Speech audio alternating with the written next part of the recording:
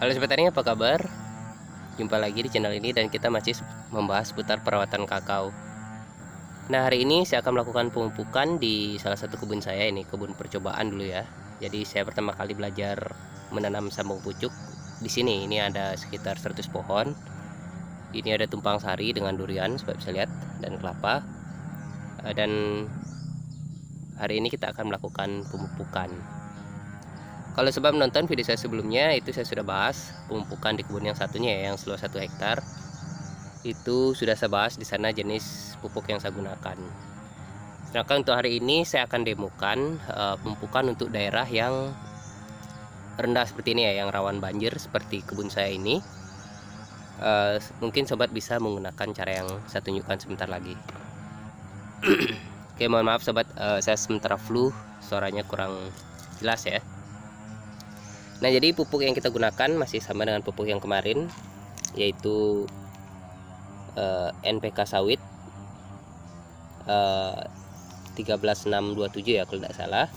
Kemudian Vertifos 3 bagian NPK sawit dan 2 bagian Vertifos. Kalau sobat masih ingin nonton lebih jelasnya, tonton video saya sebelumnya. Itu bagaimana dosis dan campurannya. Nah, untuk dosis yang kita gunakan masih sama, 300 gram kurang lebih seperti ini. Satu mangkok ini ya, 100 gram.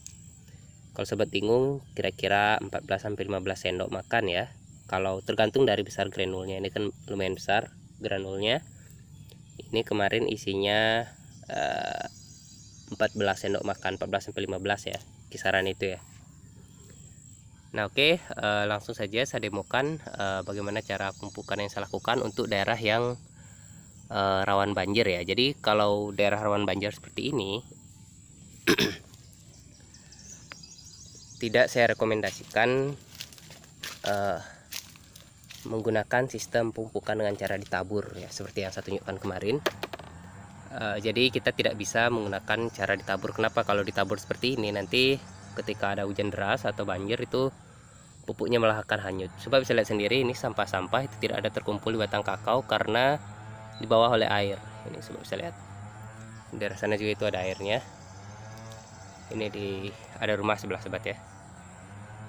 Jadi cara yang kita gunakan ada 2 yang bisa sobat gunakan. Yang pertama larikan, yaitu dengan membuat lubang, menggali lubang sedikit sekitar 10 cm dalamnya di sekeliling batang kakao, atau membuat lubang-lubang kecil seperti ini tekniknya namanya pocket ya, di sekeliling batang kakao juga sekitar 4-6 titik. Ini sudah bisa lihat, saya sudah buat lubangnya ya, karena saya sendiri jadi tidak bisa mendemokan, tapi saya yakin sobat pasti bisa membuat lubang seperti ini.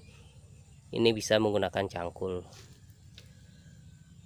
Jadi kenapa saya tidak menggunakan sistem larikan, karena memang kakao ini tumpang sari dengan kelapa, jadi akar-akar kelapa itu banyak di permukaan tanah, itu sangat sulit untuk dicangkul. Jadi itu juga kenapa saya di penanaman kakao yang di 1 hektar tidak menggunakan tumpang sari kelapa. Oke, caranya seperti ini. Buat lubang-lubang kecil sekitar 4-6 titik. Kemudian masukkan pupuk ke dalamnya. Bisa lihat, kita tuangkan saja pupuknya.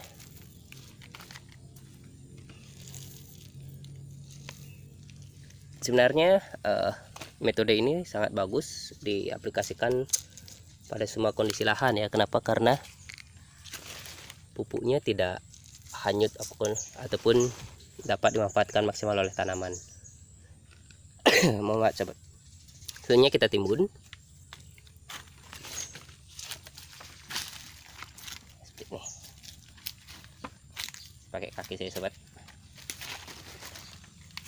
Kita timbun. Kalau memang memungkinkan, saya malah lebih merekomendasikan cara ini. Cuma cara ini ada kekurangannya. Itu kenapa? Yang pertama itu akar tanaman biasanya akan terganggu ya, atau rusak karena kita cangkul. Biasanya ada akar yang putus terkena cangkul, dan ini butuh waktu untuk penyerapannya. Jadi usahakan pemupukannya lebih di awal sedikit ya dari jadwal yang biasanya.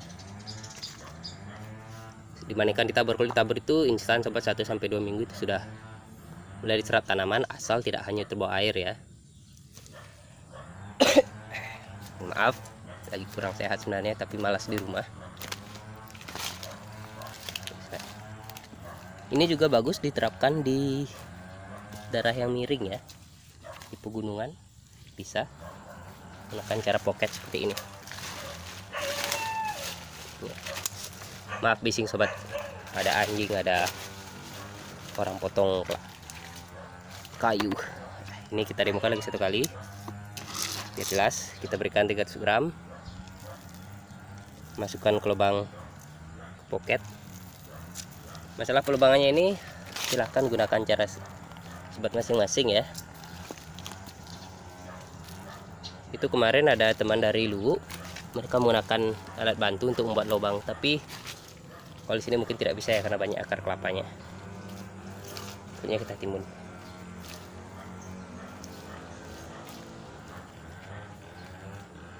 Jadi sederhana saja sobat. Saya bisa lihat ini masih ada berapa buah yang bisa kita petik. Ini mungkin lagi 1 sampai 2 kali, ini sudah habis. Dan akan lanjut ke proses pembuahan selanjutnya. Oke, saya akan melanjutkan pemupukan.